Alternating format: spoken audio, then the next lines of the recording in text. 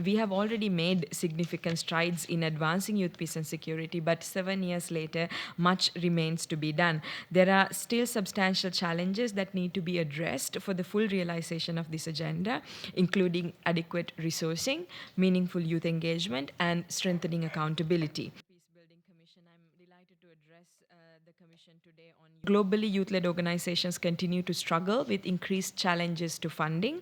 This has been a central concern for Youth and Peace security agenda since its inception. Despite the successful efforts of the Peacebuilding Fund to support youth-led peacebuilding initiatives, still more often financing for youth peacebuilding is inconsistent, is short-term and lacking. When it comes to youth involvement in policy making and decision making, their presence is still significantly lacking at national, regional, and global platforms. Youth have conveyed their frustration with the gap between input and impact. For instances where young people can engage in decision making spaces, there have been concerns about the need to follow up and to feedback cycles between inputs and positions and key decisions taken by power holders.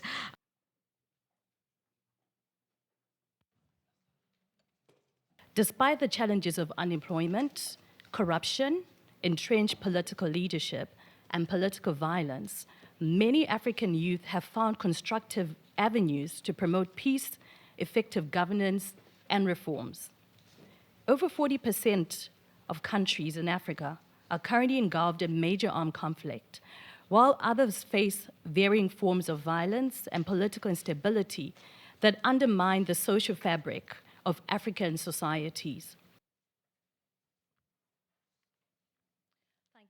Despite the array of challenges, African youth are engaged in a variety of activities aimed at resolving these conflicts and building greater social cohesion. These efforts have harnessed the talent and the creativity of the African youth and channeled them to rebuild social ties, encourage dialogue, and facilitate healing and reconciliation.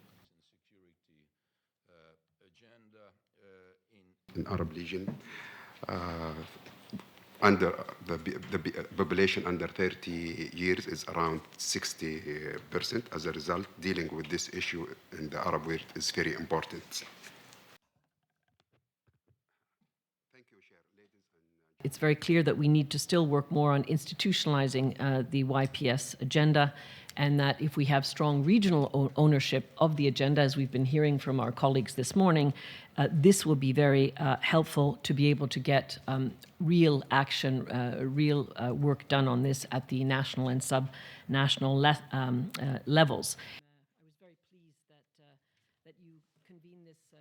We need to develop a strategy and action on youth peace and security through participatory and intergenerational processes. So it's, again, nothing about us without us. We need to make sure that we have youth systematically involved, again, not only in talking to us, but helping us literally to shape decisions, so side by side.